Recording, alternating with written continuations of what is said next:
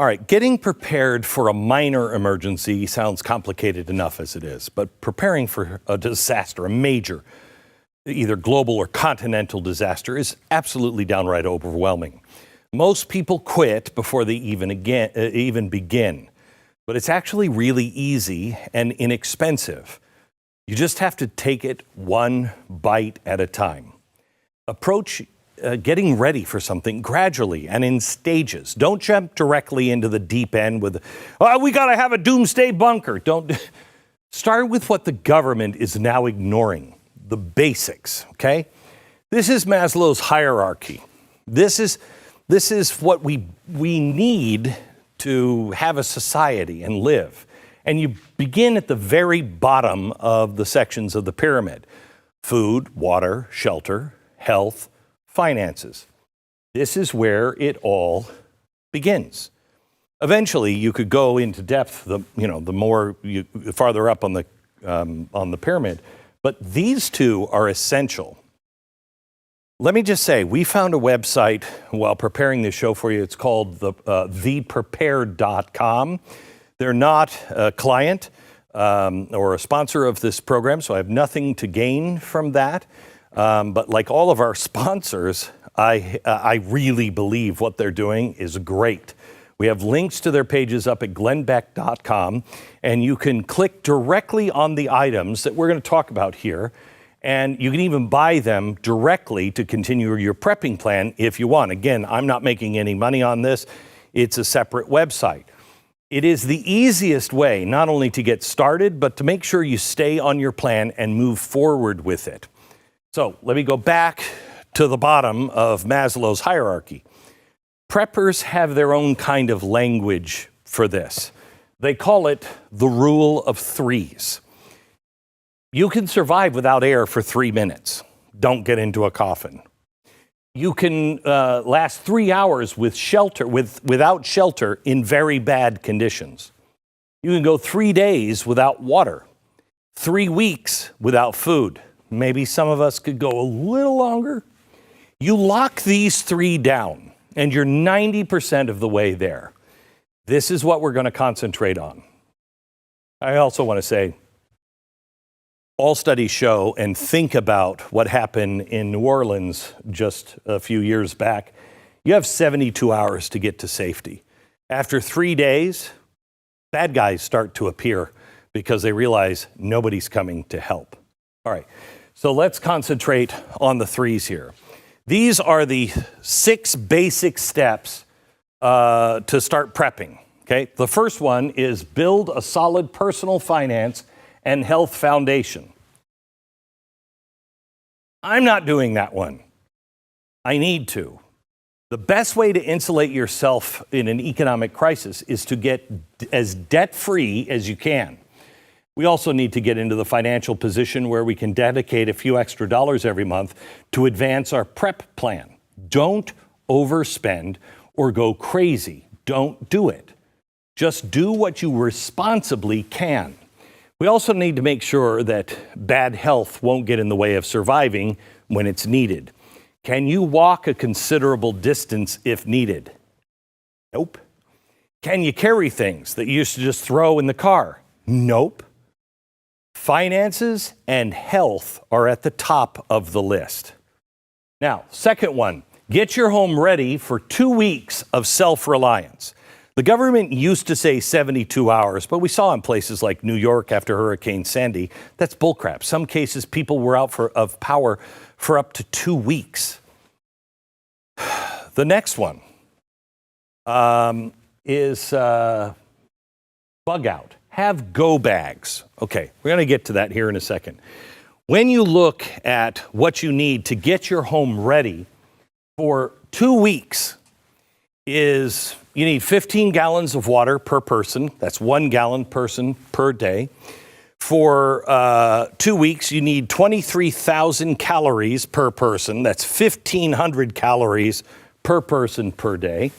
For fire, you need lighters, matches, fire starters, light, flashlights, candles, lanterns, heating and cooling, indoor heater, extra blankets, USB-powered fan, shelter, Beyond home, tarps for improvised shelter if you need to move. Medical, create a list of the medical supplies that your family needs. There's also a list that you can look up and start with, links provided at glennbeck.com. When it comes to hygiene, wet wipes, sanitizer, camp soap, communications. This is my summer project. Learn and get licensed on a ham radio or grab a one-way NOAA radio. Power, get spare batteries, rechargers, invest in a solar charger. Tools, axe, shovel, work gloves, wrenches, zip ties, duct tape, self-defense, guns and ammo, cash. This one's difficult. Store as much as you can affordably keep and reasonably keep. But I would think more of bartering items. Alcohol. That's not only going to be a lot of alcoholics that need alcohol and will pretty much trade you anything for it, but also it is a pain relief substitute. Cigarettes, precious metals, anything that people would trade for. Now, all of these items should be the foundation for your evolving plan. But eventually, you need to consider that maybe your home is no longer safe to hunker down in. One reason it might not be is EMP. Nothing in your house will work. There's a link at glennbeck.com to show you what I just put into my house.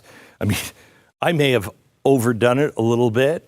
You wouldn't imagine me doing that. But I think I have one on my toaster even. It is really important to be able to stop the pulse from going into everything that you have. You need to be ready.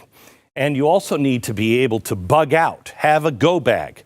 Go bags are really important. These are go bags prepared for each member of the family. Here's what's in a go bag, and I'll tell you if I have them in my go bag or not. First aid kit, yes. 32 ounces of water, yes. Canteen, I don't think so. Water filter, yes. Purification tablets, essential. Ready to eat food, yes. Lighter, ×2, yes. Tinder, I don't think so. Headlamp, yes.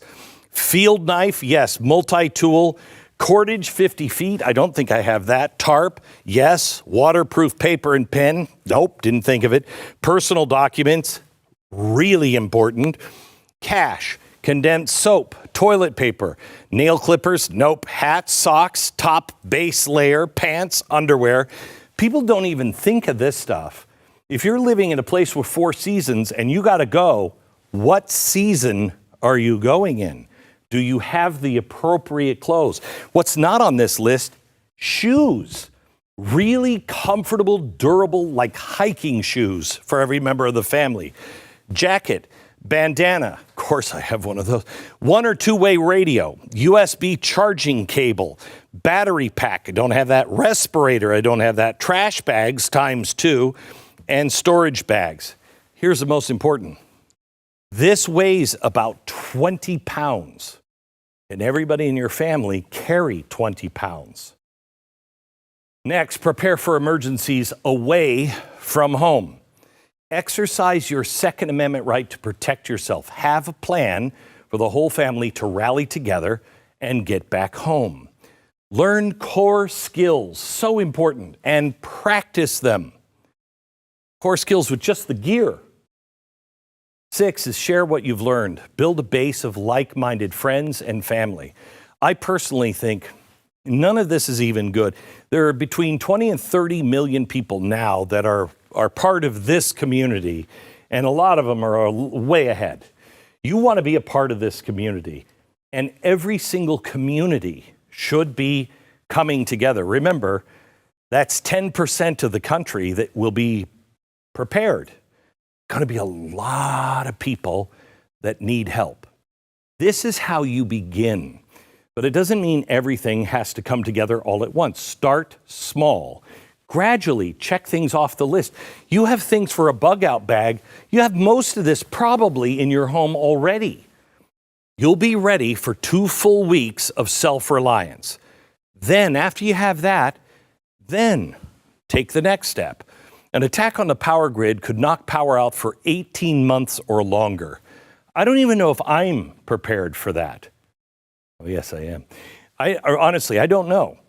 Eventually, you could graduate onto purchasing a generator, storing fuel. Prepping is something that should never, ever have to stop. And once you really start, it's hard to stop. But the hard part of prepping is beginning. As I mentioned earlier, being somebody who was prepared used to be something people made fun of, but now it's mainstream. Everyone is sensing in their government, the government's not taking basic needs. You feel it in your gut. They're actually going the opposite direction. They've shown us time and time again we cannot rely on them, and I'm telling you we should not anyway. This is up to us. We just have to get started.